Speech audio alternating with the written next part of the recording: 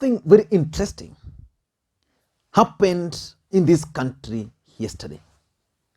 Raila Odinga held a meeting with the Estonian president in Nairobi. And just like I keep on saying on this channel, in politics, nothing happens out of mere coincidence. Everything in politics is normally well planned, well scripted, and executed to achieve a specific political objective. The Estonian president first met with President Uhuru Kenyatta. Then after meeting President Uhuru Kenyatta, she went straight to a meeting with Raila Odinga. What message was President Uhuru Kenyatta trying to send to Kenyans? So in this video today, I want us to do a critical analysis of the meeting between Raila Odinga and the Estonian president yesterday in this country. But before we do that, for those who are watching this channel for the first time, I want you to take a second or two and click the subscribe button so that next time we produce a video like this, YouTube will automatically notify you. And to the subscribers, I want to continue thanking you guys for your continued support. I want to be very brief. It's actually at night, around midnight. And tomorrow I'll be going to Siaya. So I want to leave you with this before I leave. Now, let us get to business. Raila Odinga yesterday had a busy schedule. He held 3 high-profile meetings. Raila Odinga began his day by inspecting the development projects at the Nairobi railway station. And from the photos which came out of that inspection by Raila Odinga, it was clear that it was a state-sponsored event. There was even red carpet, the heavy presence of security around the area. Basically, there was power. If you were a visitor there, you would tell that a very powerful individual in this country was visiting the area. Then Raila Odinga held another meeting with the SMEs representatives. Again, it was kind of a government event. And then later, Raila Odinga held the meeting with the Estonian president. Now, let me read for you what Raila Odinga updated after the first meeting. Raila Odinga is saying, trip down memory lane. It was a welcome break from my usual routine, taking a train ride into the city this morning. It's beautiful to see how big the city has grown over the years, but we still have a journey to travel together as a people. Building practical infrastructure, forging strong community bonds, getting better into the pockets of the people, and being more mindful of the cleanliness of our environment. I therefore engaged SMEs representatives who employed the largest portion of the working population in Kenya. I will continue to champion their issues to help our country achieve its development objectives by creating more jobs. It will happen when we work together in our Zekano. And then you can see the photos Raila has posted down there. You can see them. But that's not the most important thing. Let us dive into our subject for today. Raila is saying, I had a great conversation with visiting Estonian President Her Excellency Kasti Kaljulaid. Estonia ranks top amongst digitally advanced countries globally. We discussed ways through which we may adapt methods to hasten our advancement. We will follow up. And then it's followed by several photos. Mama Ida, the Estonian president there, Raila Odinga. You can see Raila Odinga with the full state protocol behind him. Raila Odinga and the president sitting there. And then there's this photo of Raila Odinga, the Estonian president. Then there is Monica Juma. Monica Juma is the cabinet secretary for foreign affairs. So which means this meeting had full blessing of the state. You can see several photos of Raila Odinga and Estonian president. It ends there. But now let us look at the political objectives of this meeting. Who is Raila Odinga in this country? Raila Odinga is simply an opposition leader. But why is this meeting significant? It's significant because, number one, Raila Odinga is the president in waiting. That's the message I'm getting from this. Otherwise, there is no way a visiting head of state would be made to meet with Raila Odinga and not the deputy president. I'm not even sure whether the deputy president of the Republic of Kenya was aware of her visit.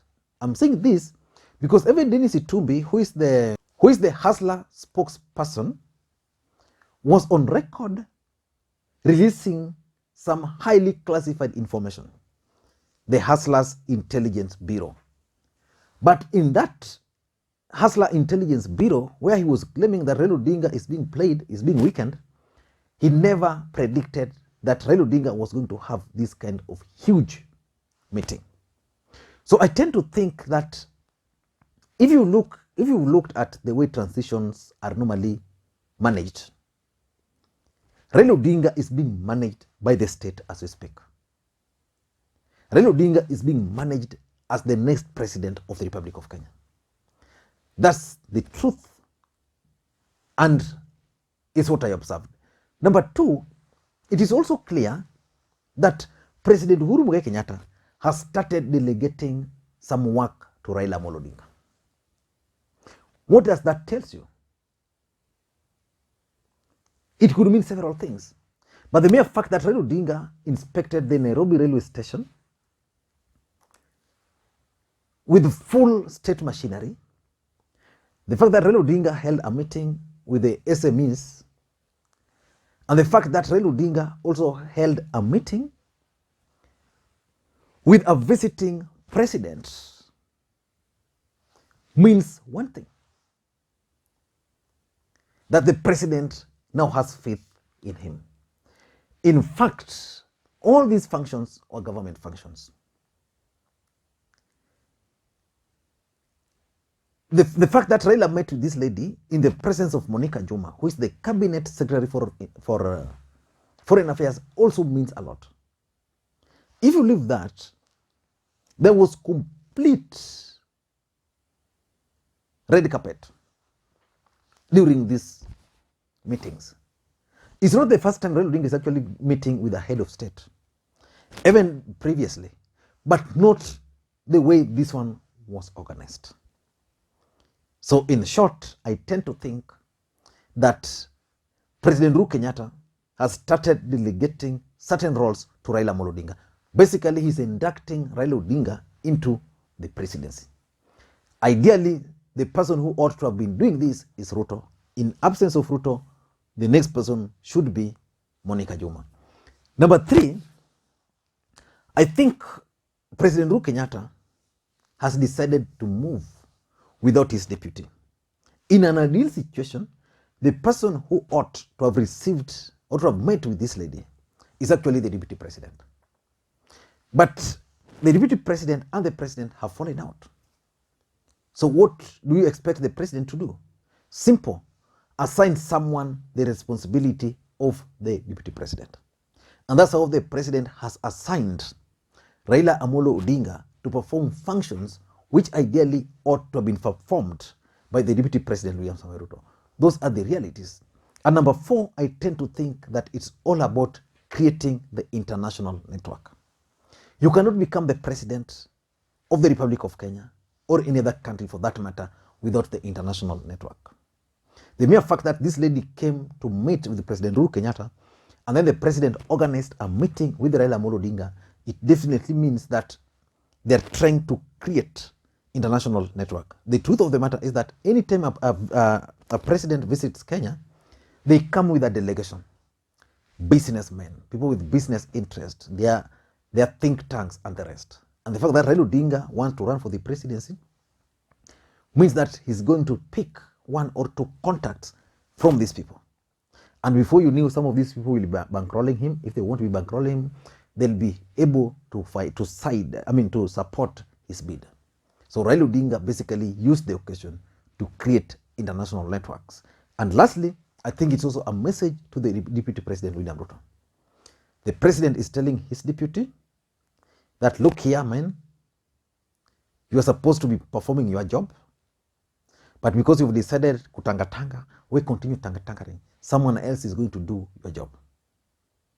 So Raila Odinga is actually doing the job which constitutionally ought to have been done by none other than the Deputy President William Samoei Arap Ruto. I don't know what you think. Let me hear your thoughts. And for those who are watching this channel for the first time, please take a second or two and click the subscribe button so that next time we produce a video like this, YouTube will automatically notify you. And to the subscribers, please give this particular video thumbs up. And I want to challenge you guys to suggest for me the topic for discussion. And I must be open a bit that so many people have asked me to do something about the Laikipia. I think it's a sad state of an affair, and the government should not politicize it. Kenyans should not politicize it. The government needs to deal with the issue once and for all. I've seen lorries and lorries full of policemen headed there. I don't know whether that's the right thing, but at least the government must secure the people of that region. Thank you guys, and please may you have a good day. Bye bye.